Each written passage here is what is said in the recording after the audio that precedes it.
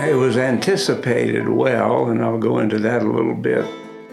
But certainly what shocked me was I got into my car after saying goodbye to all the employees and associates and drove out of the driveway, and nobody waved to me. Nobody came out to say goodbye or anything. So I was like, well, that tells a story. Everybody was too busy or whatever. But as far as planning for retirement or thinking about it, everything I've ever done in my life, I thought about it.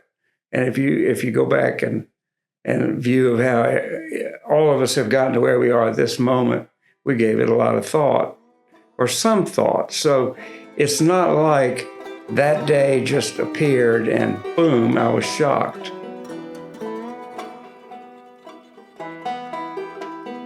I had a plan, just like I had a plan for the funds to be able to retire, to put that together, to be able to be comfortable and not have to worry about working.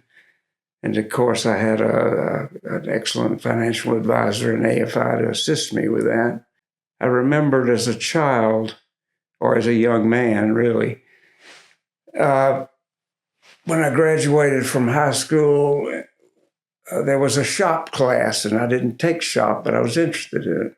Went to college, got out, got jobs, got married, came back to my hometown, and they were offering woodworking classes at night for adults. And so I said, gee, I'd like to do that. So I went and made a little table, and the instructor was an Englishman, and he was very thorough and very well organized and well planned. And so I learned how to organize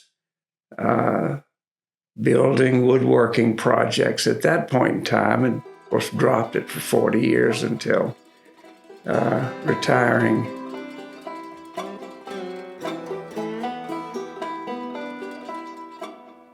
So when I retired in 2016, took a year, did some traveling and things with my wife, went to Europe. She has a son that lives there. And we went out west and toured the great parks out in Utah and did the things that, all the brochures that had been coming in ever since I filled out for Social Security to do. And but the real goal was to do something with myself, creativity, something that would tax my imagination. I decided to look into woodworking, and what attracted me to it greatly was a visit to a museum. And in this museum was a bunch of old-time Appalachian musical instruments. This area where we live, East Tennessee, is absolutely full of a lot of traditions of the Scotch-Irish people and also African people that moved into this country at the beginning, at its formation. And they brought their culture with them and their music. And they brought a lot of instruments with them, and certainly built those instruments out of local hardwoods and things that were here. And a lot of those instruments are no longer played. You don't see them anymore. It's been taken over by manufacturing, high volume manufacturing and electronics and everything else. But the old wooden instrument is pretty much gone, with the exception of the mandolin, the violin, and the guitar. So there's a series of instruments that were built in these mountains that I am replicating. And nothing is my original design, but I've spent my time replicating musical instruments that are part of that culture that came here some 150, 200 years ago.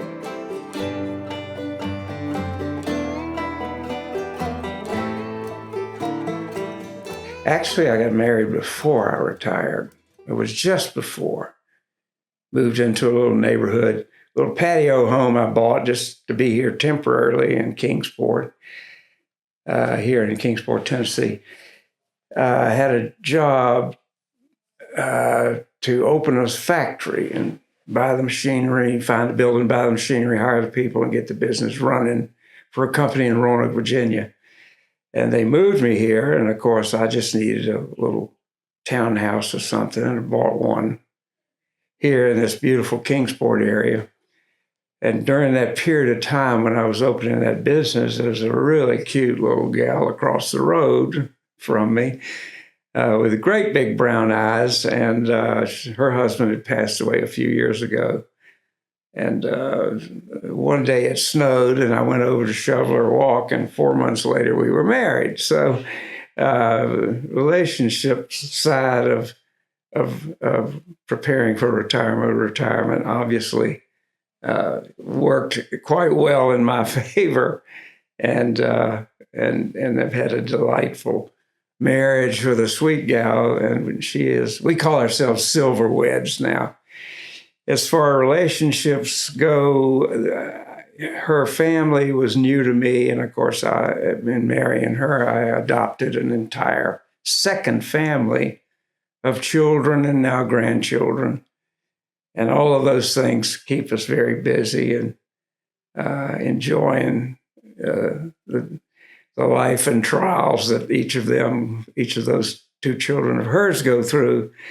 And then occasionally we're able to blend some of my family in, I have 3 children and 6 grandchildren. So that holiday season is a real coin flip as to where we're going and who's going to see who. And it keeps us busy a lot and enjoying that side of things as well, which is really very important, particularly your grandchildren, because there's a limited time you'll be exposed to them. And the time you have and can interface with them is extremely valuable. And of course, they're very young, so they don't absorb so many things from you, but still a wonderful time.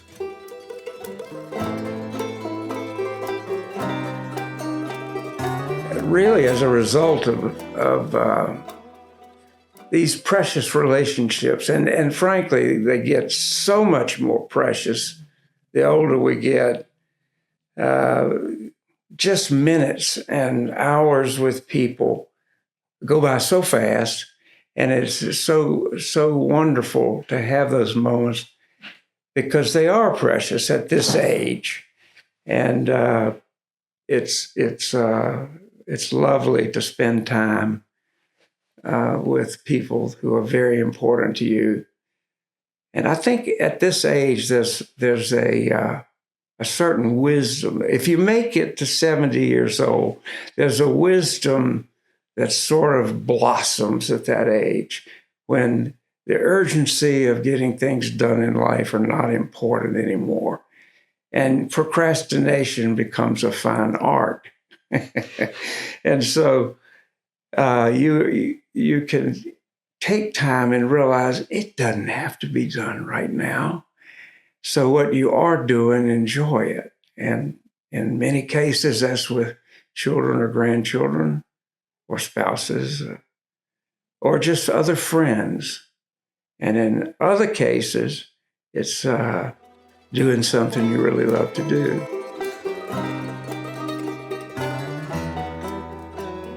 Two pieces of advice. One is, from a relationship standpoint, you come to a fork in the road where obviously your time is quite precious. And there's a lot of people that come into your life that want to occupy large amounts of your time, all for very good reasons.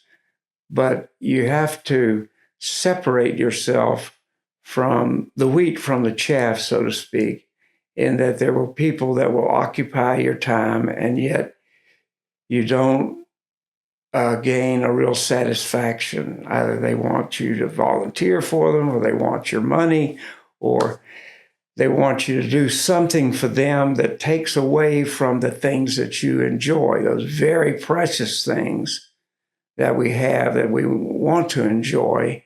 And so you have to monitor your time. I find it interesting when old friends pop up or old business associates pop up. I have to be careful not to start a whole new relationship all over again because it takes away from something else. And so that part of it is careful, trying to unclutter your life and yet maintain lovely relationships. But you do have to shrink your world a little bit in order to do that. And then have the time alone with your spouse that is so valuable at this point.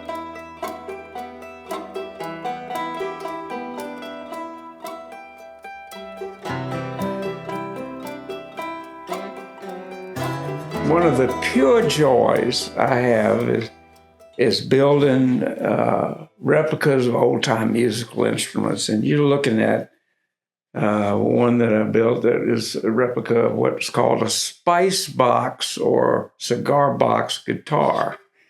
Today, there's a lot of these things built, and they're electric and they're very sophisticated. And I've even seen some of them built out of shovels. And what's the craziest thing you can make a guitar out of?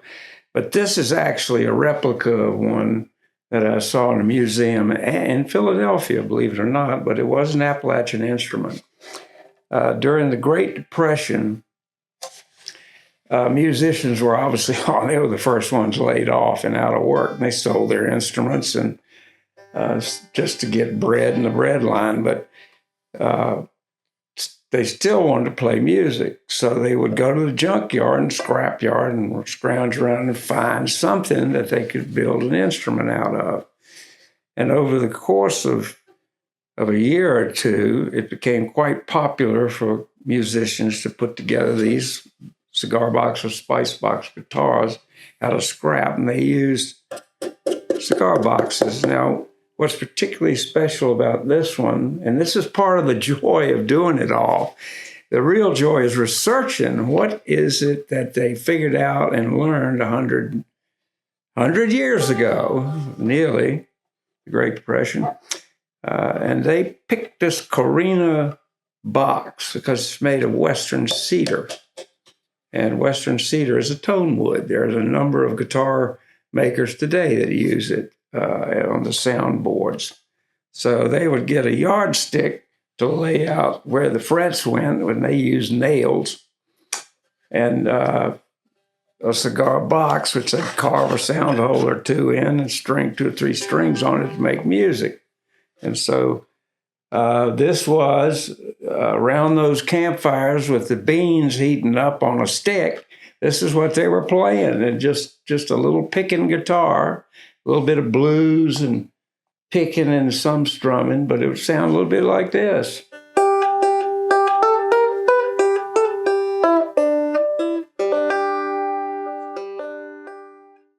This one is my most popular replica that I built, and it's actually not made anymore, and it's not played anymore, and it's what's called a dulcijo.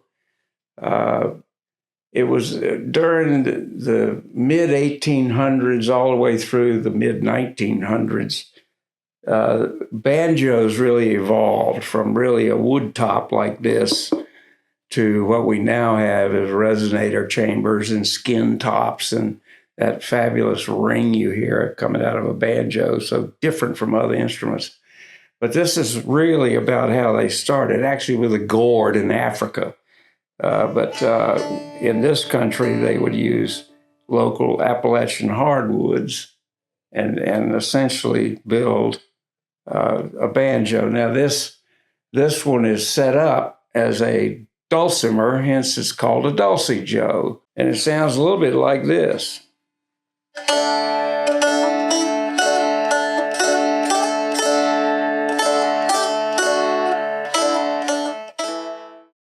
All right, guys. This is another replica that's very popular today, but it is a replica of an old-time mountain instrument. This one is built like the old ones were. The new ones have electronic pickups in them and fancy stuff, but this one is built as they did 150 years ago. It's called a dulcimer, and it's played in your lap, and it has a diatonic scale on it, so it doesn't have all the sharps and flats a guitar has. It simply has the do, re, mi, fa, sol, la, ti, do, but I did put a few extra in it because modern players demand a 1.5, 6.5, and 8.5. But this is mahogany and red sassafras, good old red sassafras from Tennessee. The mahogany was used, Honduras mahogany was used because it's a great resonator wood. You can hear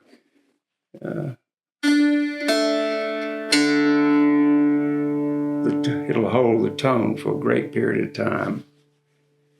This instrument is played, a lot of old-time gospel hymns are played on these, just a lot of old music. And it's generally played in groups of people. You'll see as many as 20 dulcimer players playing. And in that group, you'll see the dulci-jo as a harmonizing or backup instrument as well. So these are a lot of fun to build, and I have a lot of orders. People keep me very busy with these. Here's a little tune y'all might know something about here.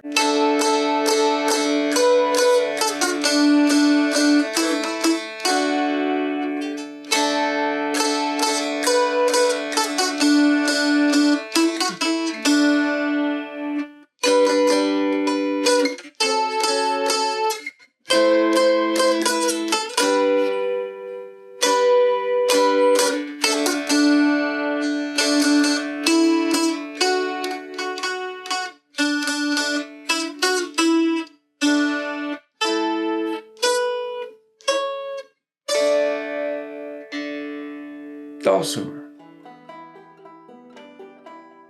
Here in Kingsport, Tennessee, we're incredibly blessed with an organization called the Inventor Center. And it was started about 5 or 6 years ago with help from the city.